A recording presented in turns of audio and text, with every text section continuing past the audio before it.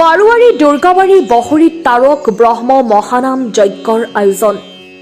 বহৰীৰ বাৰোৱাৰী দুৰ্গাবাৰীত এইবাৰ গভীৰ ভক্তি আৰু ধৰ্মীয় উৎসৱৰ মাজেৰে তাৰক ব্ৰহ্ম মহানাম যজ্ঞৰ আয়োজন কৰা হৈছে। এই বিশেষ অনুষ্ঠানটো হিন্দু ধৰ্মীয় ভক্তসকলৰ মাজত আধ্যাত্মিকতা, শান্তি আৰু ঐক্যৰ বাতাবৰণ সৃষ্টিৰ উদ্দেশ্যে অনুষ্ঠিত হৈছে।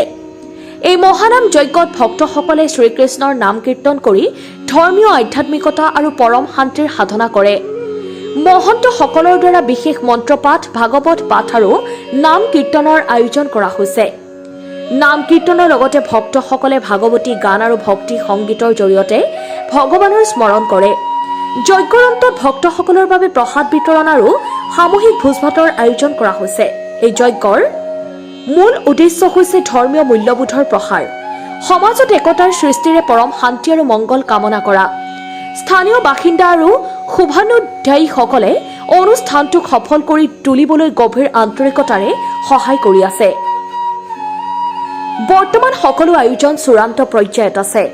বাৰোৱাৰী দুৰ্গাবাৰীত অনুষ্ঠিত এই তাৰক ব্ৰহ্ম মহানাম যজ্ঞ হৈছে এক মহৎ ধৰ্মীয় অনুষ্ঠান, যি সমাজৰ ঐতিহ্য আৰু আধ্যাত্মিকতাক আৰু বিকশিত কৰি তোলে। সকলোৱে এই পবিত্ৰ যজ্ঞত অংশগ্ৰহণ কৰিবলৈ আমন্ত্ৰণ জনাইছে উদ্যোক্তাসকলে। বহৰীৰ পৰা লতিফ খানৰ ৰিপৰ্ট, তাৰাবাৰী লাইভ। নমস্কাৰ। পোনপ্ৰথমে সদৌ অসমবাসীক ভোগালী বিহুৰ শুভেচ্ছা জ্ঞাপন কৰিছোঁ আৰু নৱবৰ্ষৰ শুভেচ্ছা জ্ঞাপন কৰিছোঁ।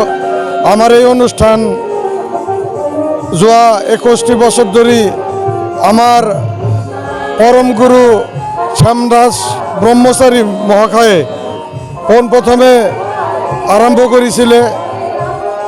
সেই যে 21 বছৰ আগত তেখেতে বিশ্ব শান্তিৰ কাৰণে যি হৰিনামৰ মাধ্যমেৰেদি যিটো শান্তি বতৰা পৃথিৱীবাসীলৈ বিয়পাব বিচাৰিছিলে, আমি বহৰী ৰিজাৰ্ভবাসীয়ে সেইটো অক্ষুণ্ণ ৰখাৰ চেষ্টা কৰিছোঁ।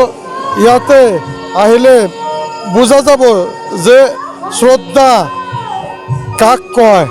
হিন্দু ধৰ্মৰ মাজত যে এই হৰিনামে যে আমাৰ মুক্তিৰ পথ, এইটো আজিৰ পৰা 61 বছৰ আগতে শ্যামদাস ব্ৰহ্মচাৰীয়ে উপলব্ধি কৰিছিলে, যাৰ কাৰণে তেখেতে এই বহৰী ৰিজাৰ্ভত একেবাৰে আঞ্চলিক ভিত্তিত প্ৰথমে অষ্টপ্ৰহৰ আৰম্ভ কৰিছিলে। আজি সেই অষ্টপ্ৰহৰ আজিও চলি আছে আৰু ভৱিষ্যতে আৰু উন্নত ভাৱৰ অনুষ্ঠান হ'ব বুলি আমাৰ আশা থাকিলে আৰু অহা শনিবাৰে আমাৰ 64 মহন্তৰ ভোগ ইয়াতে হ'ব। আৰু এই 64 মহন্তৰ ভোগ মই প্ৰত্যেক ভক্তবান ৰাইজক অনুৰোধ ৰাখিছোঁ, আপোনালোকে আহিলে দেখা পাব যে গোটেই পৃথিৱীত এনেকুৱা 64 মহন্তৰ ভোগ আপোনালোকে দেখা নাপায়। ইয়াতে যিটো আমি ভোগ লগাওঁ, আমি 2000 আটকা প্ৰসাদ ইয়াতেই কৰোঁ আৰু কমেও 15,000 ভক্তই এই ৰাস্তাত বহি, মাটিত বহি খিচাৰি প্ৰসাদ তেখেতসকলে গ্ৰহণ কৰিব।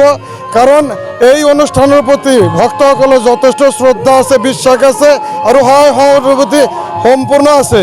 এই অনুষ্ঠানৰ স্থায়ী ইনকাম আমাৰ একোৱে নাই, সম্পূৰ্ণ ভক্তসকলৰ দানৰ দ্বাৰাই এই অনুষ্ঠান কৰা হয়।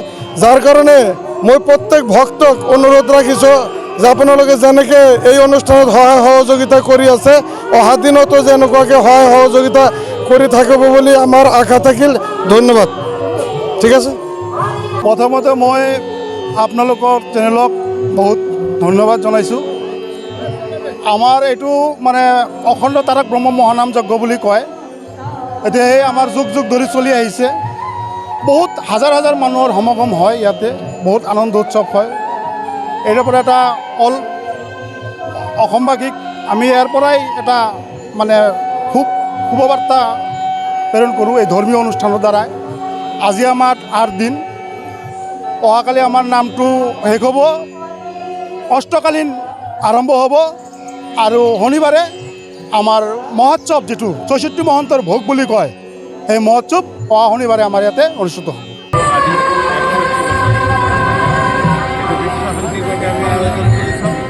সকলোৱে যাতে ভোগ শান্তিপূৰ্ণভাৱে সহাৱস্থান